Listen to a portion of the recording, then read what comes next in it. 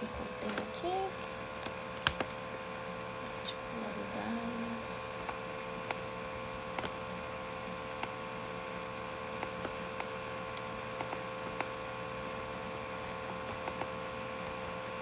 Empresas no DP. Olá, sejam todos bem-vindos. Aqui Shirley Moura, Jana,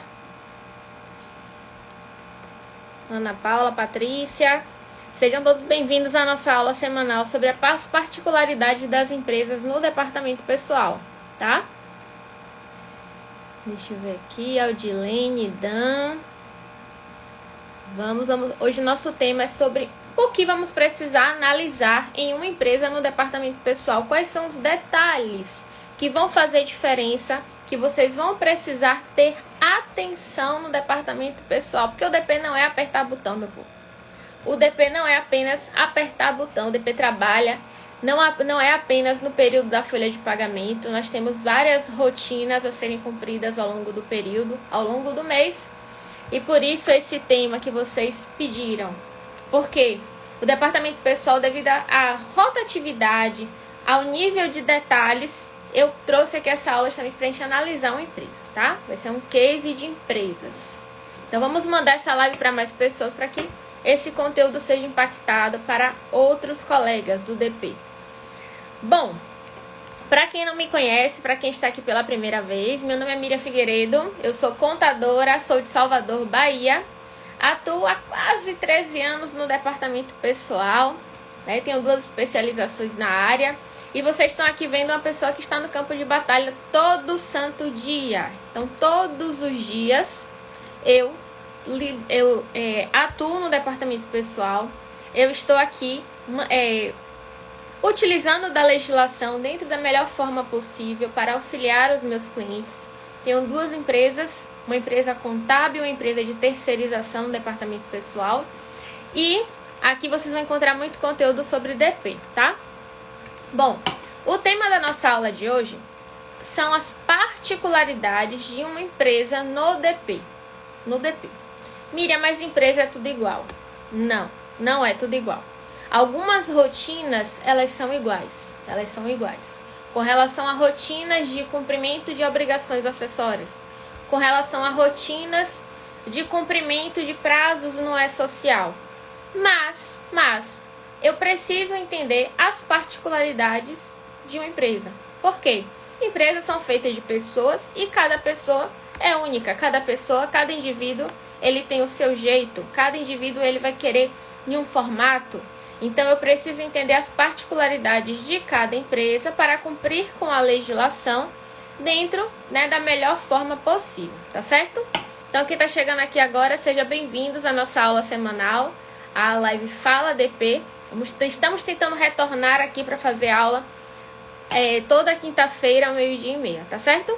Vamos lá. Primeiro ponto aqui que vocês vão precisar, eu quero que vocês anotem, tá? Anotem o que eu vou estar trazendo aqui para vocês, porque são assuntos técnicos. Assuntos técnicos. Que você vai abrir a CLT, você vai abrir o manual do E-Social, você vai abrir o manual do FGTS Digital, da DCTF Web, vocês não vão encontrar isso que eu tô passando aqui pra vocês, tá? Não vão encontrar, já adianto isso. Não está claro na legislação nada disso que eu tô passando aqui pra vocês. Vocês não vão encontrar aí fácil acesso a essas informações, tá? Então eu vou trazer aqui cases do que eu já vivi em quase 13 anos de experiência na área. Primeiro ponto aqui que nós precisamos analisar de particularidades de uma empresa. Bom, as empresas, né, quando eu tenho uma folha de pagamento, quando eu tenho empregados, eu preciso entender, primeiro ponto, da legislação trabalhista. Legislação trabalhista, nós temos diversas fontes do direito do trabalho. CLT, normas coletivas, preciso entender um pouco da Constituição Federal também. E dentro da CLT especificamente, eu tenho diversos tipos de contrato de trabalho que eu posso executar, né, que eu posso colocar em prática no momento de contratar um empregado. Hoje mesmo, uma pessoa, tem alguns minutos, não sei se ela tá aqui até, me perguntou: Miriam, tem uma empresa que não quer contratar o funcionário, o que é que eu faço? Né? Como é que você age nessa situação? Como é que eu posso agir no momento de contratar, a empresa não quer contratar um funcionário? Primeiro ponto, eu sou uma prestadora de serviço, né? Eu presto serviço. Se o meu cliente ele não quer contratar o seu funcionário, o que eu recomendo para vocês? Tente entender o motivo para ele não querer contratar. Primeiro ponto, tente entender o motivo. Tudo tem uma razão, né? Simplesmente a pessoa não vai falar: eu quero, não quero cumprir com a legislação, eu não quero cumprir com a norma. Às vezes é por falta de conhecimento. Eu tenho dentro da CLT possibilidades de contratos que às vezes fica mais viável financeiramente. Não existe certo ou errado. Não existe certo ou errado. Olha, você pode usar esse ou esse aqui, esse tá errado, esse tá certo. Não tem isso, tá? Por isso que eu tô falando pra vocês. O conteúdo que eu tô passando aqui não está na legislação. Olá, Ellen, seja bem-vinda. Não está na legislação, não está no Manual do E-Social, não está na CLT, não está nada disso, tá? Então, eu tenho dentro da minha CLT possibilidades de contratos de trabalho que vão se adequar, às vezes, para a realidade que a empresa precisa. E muitas vezes os empresários, por não ter conhecimento, ele também não é obrigado a ter conhecimento, né? Eu penso que eu preciso contratar um empregado com 44 horas semanais, eu preciso pagar um salário, o salário eu não sei quanto é, por falta de informação, muitas vezes pessoas acabam não cumprindo com as suas obrigações, porque não tem conhecimento das suas obrigações. Mas a falta de conhecimento não me exime de cumprir com as minhas obrigações. Tá fazendo sentido para vocês? Eu não posso simplesmente deixar de contratar o meu empregado porque eu não sabia que eu tinha que fazer. Porque eu não sei como é. Porque eu não sei como é feito o processo. Porque eu não tenho um contador. Porque eu não tenho ninguém para fazer a folha de pagamento. Então isso não é uma justificativa para não contratar o seu funcionário. Mas é doméstico. Mesmo assim, não é uma justificativa. Certo? A legislação ela está disponível acesso para todas as pessoas. Se ela não é cumprida, uma coisa, você está assumindo o risco. Quem é aluno da mentoria DP na prática sabe o que eu falo sempre. O empregador ele assume o risco da sua atividade econômica. O empregador assume risco, tá? Só que esse assumir risco, ele não quer dizer que eu não vou sofrer sanções, eu não posso sofrer penalidades por ter assumido o risco. Eu tenho o direito de assumir o risco. Só que eu sei que esse risco ele pode ter uma consequência, tá? Então, eu tenho dentro da legislação trabalhista possibilidades. Olha, eu posso contratar a Jéssica como um contrato de prazo determinado, por conta da natureza, da forma que eu vou contratar a Jéssica. Eu preciso contratar uma pessoa para ficar no lugar da minha funcionária que entrou de licença maternidade. Posso contratar como contrato de prazo determinado. É uma possibilidade. A legislação me permite isso. Ela me permite isso. Certo? Eu tenho possibilidades. Existem possibilidades. Alternativas. Contrato de experiência. Contrato de experiência ele é para ser feito antes do empregado começar a trabalhar. E não depois. Ficou ali na empresa 3, 4 meses, aí depois eu registro. Não, isso aí nunca pode ser feito. Isso aí é moda, é aquela moda que muitas empresas acabam criando por conta própria, tá? Não pode ser feito. Por isso que a legislação traz essas possibilidades. Eu tenho um período que eu posso testar o meu empregado. Mas eu não tenho uma demanda suficiente para contratar a Carla. Eu não tenho uma demanda ali, eu não tenho uma demanda suficiente para preencher a carga horária da Carla, das 44 horas semanais que está previsto lá na Constituição Federal. Certo, Carla. Então, nesse formato, já que eu não tenho ainda essa demanda, minha empresa está nascendo, eu vou te contratar como tempo parcial, se eu tenho uma carga horária menor. Eu vou te contratar, talvez, como contrato intermitente, que eu pago de acordo com a produtividade. Só que, mesmo pagando de acordo com a produtividade, eu estou cumprindo com a legislação. Mesmo pagando, às vezes, um salário um pouco menor, eu estou cumprindo com a legislação. E muitas vezes as empresas não fazem isso. Não contratam empregado porque eu não tenho como pagar ainda o piso da categoria, um exemplo. Mas a pessoa trabalha um período menor. Vamos ver se não se encaixa numa regra de um contrato de tempo parcial, lógico, observando as regras. Se eu não posso enquadrá-lo como um contrato intermitente, observando essas regras também. Certo? Então eu tenho possibilidades, eu tenho um contrato, né, que pode ser feito, um contrato de tempo parcial, tem um contrato de aprendizagem, tem um contrato de estágio que também, se for dentro dessas regras, podem ser feitas. O que acontece é que as pessoas querem, muitas vezes eu vejo aqui na prática, eu vou fazer a contratação do meu funcionário. Eu vou contratar ele como tempo parcial. Só que a pessoa está trabalhando integralmente. Então, você disse que cumpriu com a legislação, só que na prática, você não está cumprindo. Tá aquele... Não vou botar nem 50%. Não, aqui vocês vão ver DP sem filtro. Quem não estiver preparado, aqui é sem filtro, tá? Então, eu preciso entender as regras, as possibilidades para que a empresa não deixe de contratar os seus empregados. Entendendo essas possibilidades, eu vou olhar quanto é o salário, quanto é o piso da categoria, quais são os benefícios que esse empregado vem a ter direito por conta da convenção coletiva. Eu vou olhar se eu tenho que pagar mais algum adicional por conta da norma coletiva de trabalho, porque a convenção pode determinar outras coisas. Então, tem possibilidade. Eu posso analisar qual é o custo, porque empregado, o salário é 1.320. 1.320. Ele custa 1.320? Não. Ele não custa 1.320. Não é barato. Não estou dizendo que é barato. Não é barato, tá? Contratar empregado no Brasil não é barato. Mas a partir do momento que a empresa precisa, quando eu contrato um empregado, é porque a minha demanda está crescendo. Estou fomentando o mercado de trabalho, né? Minha demanda está crescendo, seu contrato, a intenção é que a empresa cresça mais. Vou contratar pessoas, vou desenvolvê-las e elas vão estar, vai ter aquele retorno, né? É um investimento, é um custo, contabilmente. O Anderson aí, meu amigo maravilhoso no fiscal. Então, eu tenho que analisar tudo isso no momento de contratar para não ficar com o empregado sem registro. Porque só falar que é caro, é caro. Caro é relativo, né? Caro a gente sabe que é relativo. Caro é relativo.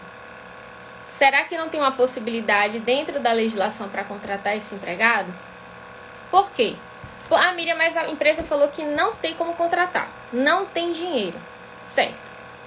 E aí entra a questão que eu falei com uma colega há poucos minutos. Nesse caso, eu oriento a empresa e falo, olha, minha parte aqui, eu estou te orientando. Você tem ciência que tem que fazer, mas você decidiu a deixar de fazer aquela sua obrigação, certo? Caso essa empresa venha a ser fiscalizada, venha a sofrer algum processo judicial, ela não pode alegar que não tinha conhecimento, porque a falta de conhecimento não exime da minha obrigação, certo? A falta de conhecimento não exime da minha obrigação. E muitas empresas acabam utilizando desses artifícios por não ter conhecimento ou de utilizar de outras formas que não vem aqui o caso, como a contratação de MEI. Muitas vezes eu vejo aqui. Muitas pessoas vêm aqui no meu direct e perguntam: Miriam, posso contratar o funcionário no MEI? Falei, ele é funcionário mesmo? Você já está me falando que ele é funcionário. Onde é que está lá na CLT falando que eu posso contratar um funcionário MEI? MEI é prestador de serviço. MEI é um trabalhador que vai prestar um serviço eventual, um serviço esporádico. Certo? Mas aí as empresas contratam o MEI, aí quer que o MEI bata ponto, aí dá férias ao MEI. Agora, final do ano, vai pagar o 13º. Então, vocês desvirtuam a contratação CLT para a contratação do MEI. Muitas empresas fazem isso de forma errada. Então, por isso eu preciso entender nas particularidades da minha empresa qual é a rotina da empresa. O que é que eu posso aplicar dentro da legislação trabalhista, dentro do que a legislação me permite, para que a empresa não seja penalizada, para reduzir risco, para reduzir riscos trabalhistas, riscos judiciais. É por isso que tem essas possibilidades de contratação, essas modalidades de contratação, tá? Então anotem aí, tipos de contrato: experiência, prazo determinado, indeterminado, tempo parcial, intermitente, tem o teletrabalho, tem o contrato de aprendizagem, contrato de estágio. Só que eu falei 8 para vocês, ó, 8 tipos de contrato. 8 tipos de contrato, tá? Que tem a previsão ali que é possível dentro da legislação, possuindo regras, cada um com suas regras, para que a empresa não deixe de contratar os seus empregados, tá? Então, a primeira particularidade é a modalidade de contratação, certo? Dentro da modalidade de contratação também, nós precisamos entender se essa contratação ela está seguindo as regras com relação à parte de políticas sindicais. Pessoal, muita aversão a sindicato, muita dificuldade aqui com o sindicato, principalmente agora com essa nova decisão do STF, que está em andamento, como é que vai ser, que não vai. Muita gente tem dificuldade, mas aquelas normas anteriores sempre existiram. Desde quando eu entrei no DP lá em 2011, que ela existe. Certo? Desde lá. A empresa precisa enquadrar o empregado no sindicato. Não é nada de agora, não é o STF que está mandando, é lá da Constituição Federal, antes de eu nascer. Então a empresa vai precisar ter atenção a isso. E quando nós assumimos a folha de pagamento, nós precisamos ver essas particularidades também, certo? Qual é a jornada de trabalho? Qual é a jornada de trabalho que esse empregado vai estar prestando? Por quê? Se eu falar para vocês aqui, o contrato de trabalho de fulano, a jornada dele é de 8 às 18, com 1 hora de intervalo todos os dias, segunda a sexta. E além disso, ele vai trabalhar de 8 às 12. Aí vocês podem pensar, né? Um horário comercial, sábado é considerado dia útil? É considerado dia útil, sim. Mas quando nós vamos analisar a fundo, na unha, na caneta, eu estou aqui ultrapassando meu limite de jornada semanal, no meu horário padrão. Minha jornada padrão está sendo ultrapassada em 5 horas. Só nesse exemplo que eu dei aqui para vocês, 5 horas. Então a empresa vai fazer uma compensação, ela vai pagar as horas extras? Vai pagar as horas extras? Por isso que eu preciso entender as particularidades da empresa. E quando for pagar essas horas extras, qual o percentual da hora extra? A CLT fala 50%. Mas eu posso ter uma convenção coletiva falando que é 70%, que é 100%, que é 110%. Tem uma convenção daqui da BEC que fala que é 110% de hora extra. 85%. Então eu preciso entender desses detalhes, eu preciso ter atenção a esses detalhes. Gente, isso aqui é uma aula que eu dou lá na mentoria, mostrando, lógico, com exemplos, tá? Então vamos mandar para mais pessoas, para que esse conteúdo seja entregue a mais gente, tá bom? Falei de tipos de contrato, primeira particularidade, tipos de contratação, jornada vai ter relação a cumprir com a jornada integralmente e cumprir, lógico, com, caso seja ultrapassado essa jornada, que essa jornada seja compensada ou seja efetuado o pagamento, para que o empregado não tenha prejuízo, que ele não seja prejudicado, tá certo? Um ponto aqui, remuneração da folha de pagamento. Folha de pagamento. Folha de pagamento. A folha está sendo paga corretamente? Interrogação. Está sendo paga corretamente? Será que você está pagando a folha corretamente? Será que tem alguma coisa a ser incluída? Será que a empresa mandou colocar ali prêmio?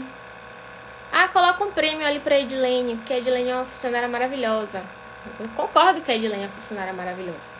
Mas qual o motivo de só a Edilene está recebendo prêmio? O prêmio, todo mês um prêmio ali. O salário de Edilene é R$ 1.500. Aí a Edilene todo mês recebe R$ 700 de prêmio. Porque a Edilene é uma funcionária maravilhosa. Certo? Precisa investigar. Às vezes não é prêmio. É duro falar isso, mas às vezes não é prêmio. Na maioria das vezes não é.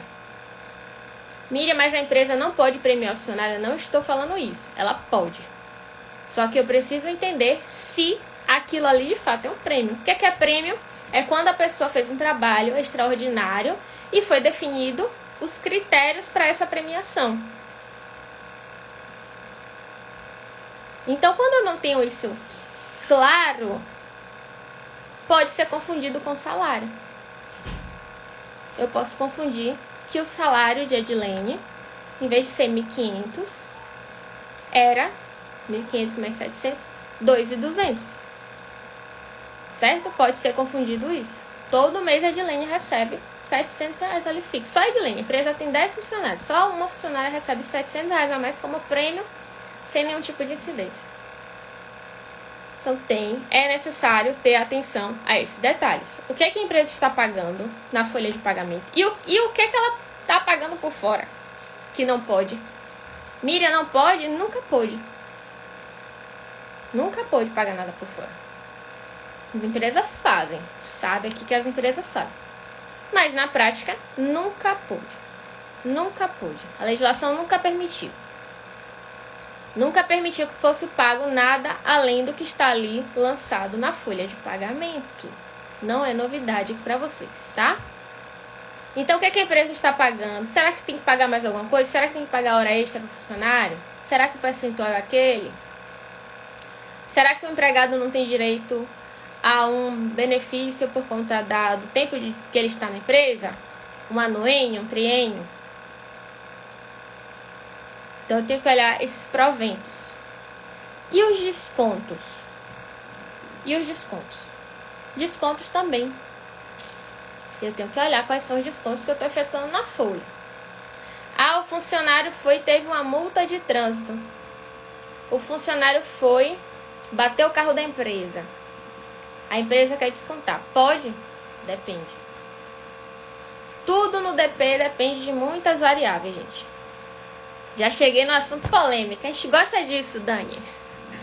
Gostamos disso. Almoçar com polêmica aqui nessa quinta-feira, tá? Então, o que é que está sendo pago na folha de pagamento do funcionário? Lá na folha tem ali 1.320, salário mínimo. Aí a empresa está pagando R$3.000. E o que é essa diferença? Todo mês aquele valor. O que é essa diferença, gente? Por isso que eu falei que esse assunto dessa aula de hoje não está em nenhum manual. Não está em manual. Não tá. Eu coloco a mão no fogo aqui pra vocês. Não tá em manual do E-Social, não tá em CLT, não tá em nada.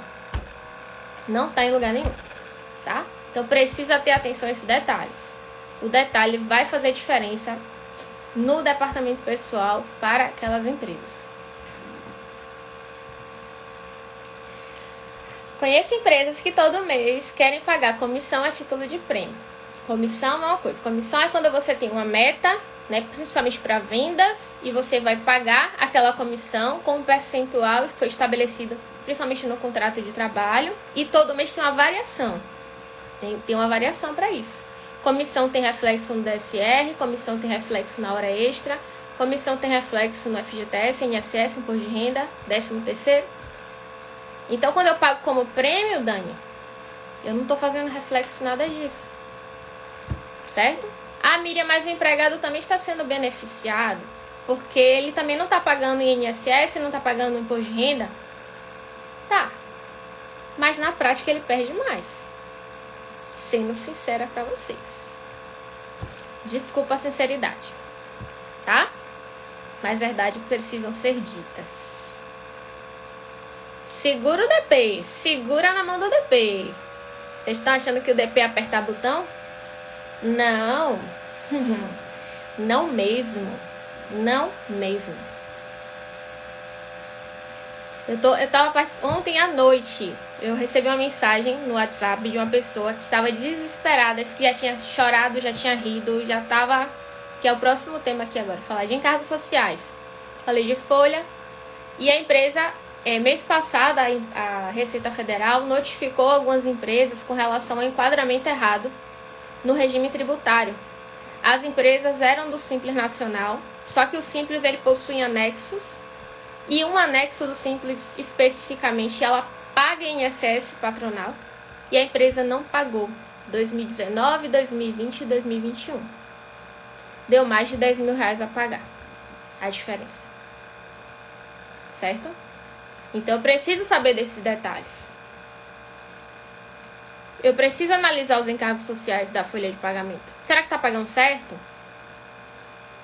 Qual é a atividade que a empresa de fato faz? Porque o enquadramento da minha folha vai depender de fato do que a empresa faz.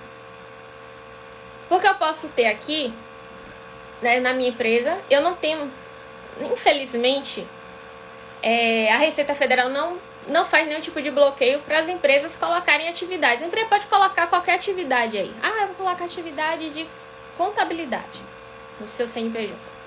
E agora, eu vou colocar atividade ali também, Dani, de construção civil no seu CNPJ. Agora eu vou colocar atividade de comércio, loja de roupa no seu CNPJ. No mesmo CNPJ tem várias atividades. Eu posso ter isso. E aí cada um é um anexo. Perdão, é um anexo do Simples Nacional. E cada um pode ser tributado de um jeito.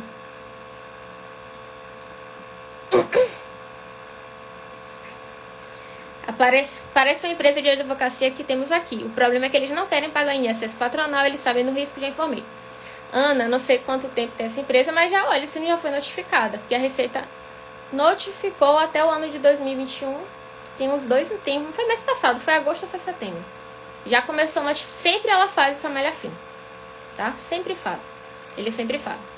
Então eu preciso saber qual é a atividade da empresa. Porque o anexo 4 do Simples Nacional, ele tem que pagar INSS patronal, que seria empresa de construção civil, por exemplo.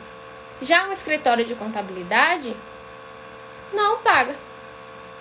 E aí eu contrato um pedreiro e boto no escritório de contabilidade, porque a atividade do CNPJ em si possui aquelas 3 atividades. Por isso vocês precisam entender o que de fato a empresa faz. Qual é o KNAI preponderante dessa empresa? O que a empresa de fato faz? É um escritório de contabilidade? É uma construtora? Ou é uma loja de roupa? Ou é tudo, um pouquinho de cada coisa? Será que não dá para organizar a parte fiscal, a parte de legalização, para não ter essa confusão? Tem que questionar, tem que perguntar, tem que tentar entender o que é que a empresa faz, gente. O que é que a empresa de fato faz? Não, essa empresa é construção civil. Pronto, então vamos buscar o regime tributário, o anexo do Simples para atividade de construção civil, porque isso vai impactar na minha folha de pagamento. Eu vou buscar o sindicato específico para essa atividade por conta do enquadramento dos empregados. Então eu preciso entender o que a empresa faz para que eu coloque, né, as minhas energias em me especializar naquilo, principalmente. Se especialize, porque a cada vez você vai se sentindo mais seguro nessa área. Por isso é necessária a especialização. Certo? Anotaram aí? Próximo, a particularidade. Análise de encargos sociais. Folha de pagamento, né? O que é que está sendo pago na folha de pagamento? Será que está sendo pago tudo? Está pagando certo? Os descontos que estão sendo feitos podem ser feitos? E encargos sociais. Qual é o regime tributário da empresa? O que a empresa de fato faz para que você enquadre a empresa corretamente?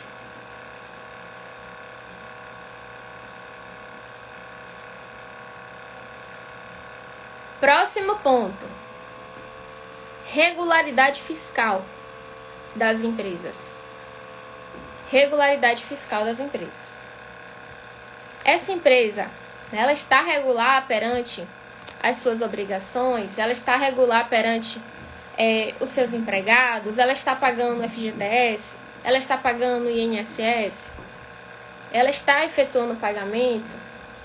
Porque não é hoje, estamos entrando numa fase agora, próximo ano, de FGTS digital, que vai revolucionar muita coisa no DP, vai facilitar muito a nossa vida. A partir de 2024, os problemas que acontecerem até 2023, ainda teremos CEFIP, ainda teremos Caixa Econômica normal. Mas a partir de 2024, é o novo ambiente FGTS digital, a partir do que acontecer em diante, certo? Mas eu preciso entender o que, né? Se essa empresa ela está regular também no passado, para ter mapeado, certo? Para ter o mapeamento dessa informação. Então eu preciso analisar isso para manter a regularidade. FGTS, INSS, Imposto de Renda são os principais, né? E também temos o PIS sobre a folha para as empresas de outra terceiro setor, né? Empresas sem fins lucrativos. Boa tarde, Osineide. Seja bem-vinda. Próximo ponto aqui. Período de férias das empresas. Miriam, mas férias é tão básico. Todo mundo sabe de férias. Não necessariamente. Não necessariamente.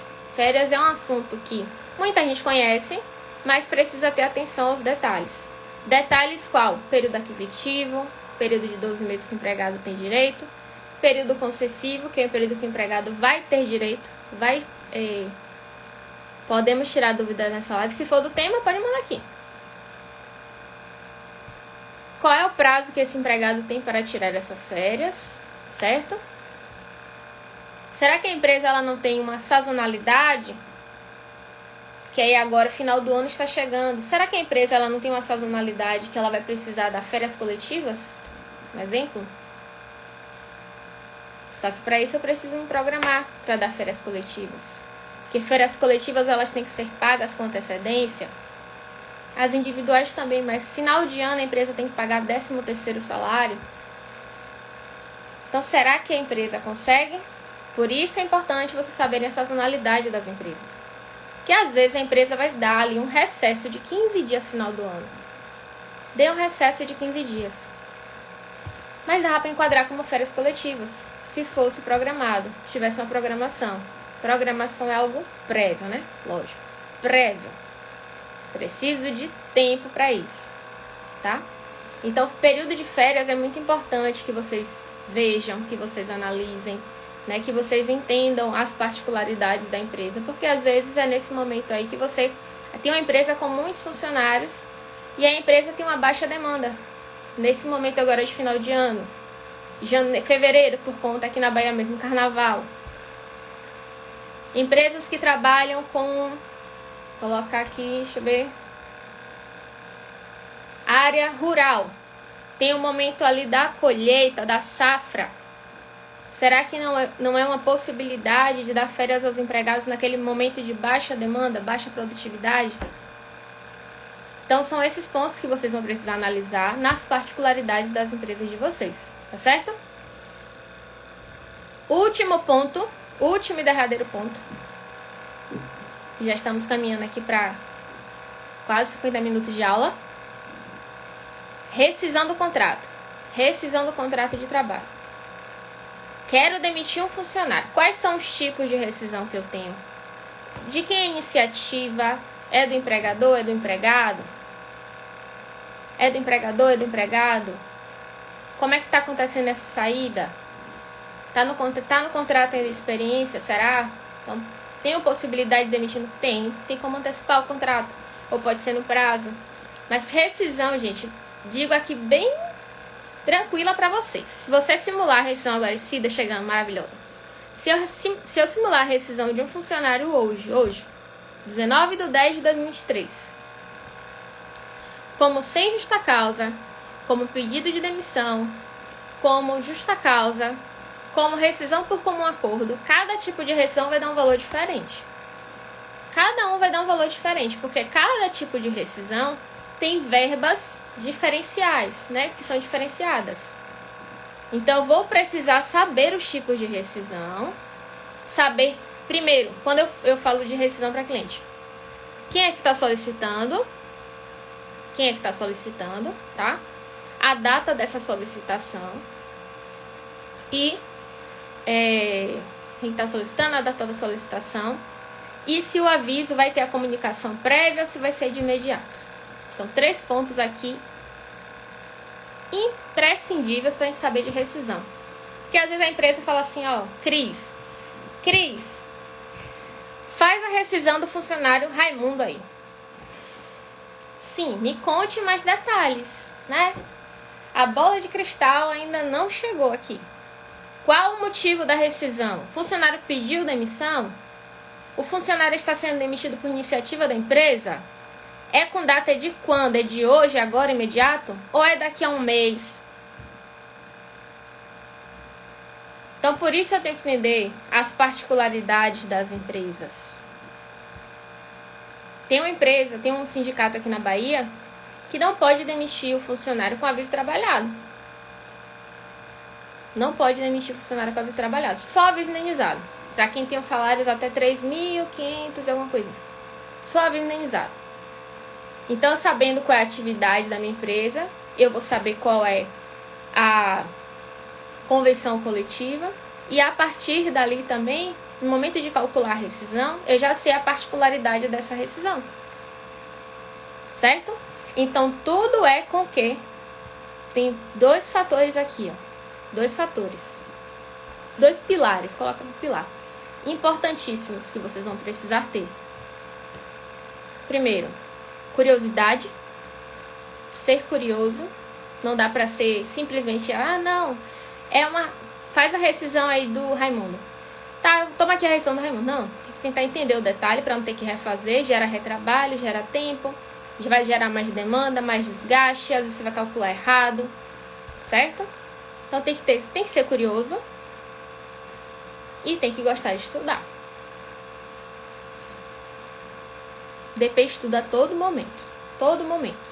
Então, para você entender essas particularidades, ponto a ponto, você vai precisar ter essas 2 características. A curiosidade, ser curioso e gostar de estudar. Vai precisar. Né? Essas características não só no DP, na vida. Não pode simplesmente aceitar, não.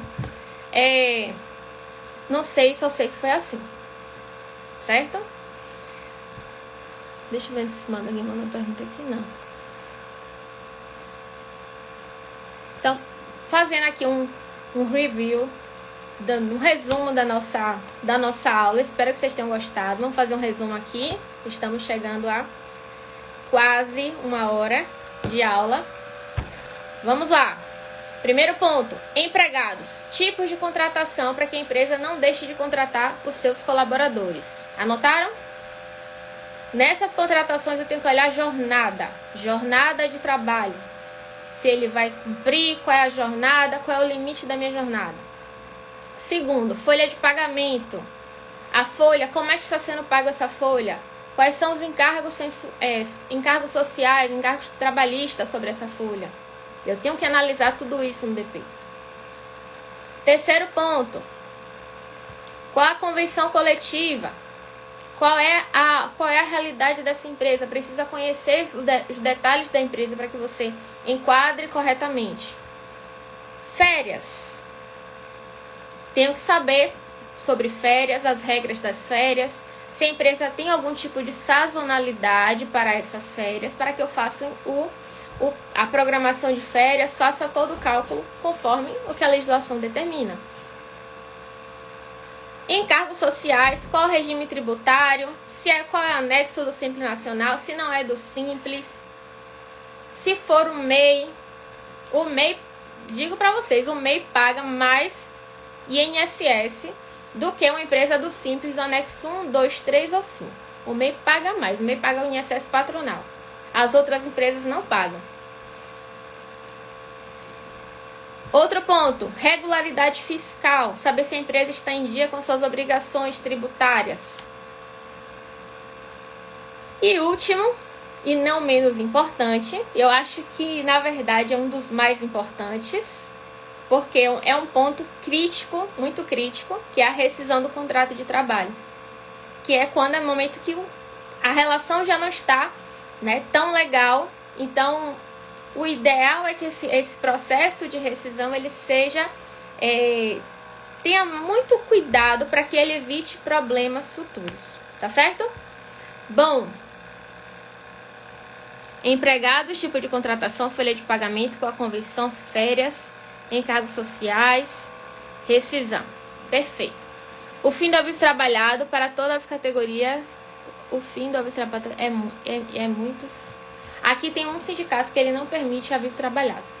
Quer dizer, depende do nível salarial. Para empregados, a partir de, se não me engano, é 3.500 e alguma coisa, para não os quebrados, ele permite. Para quem é salário menor que isso, ele não permite aviso trabalhado.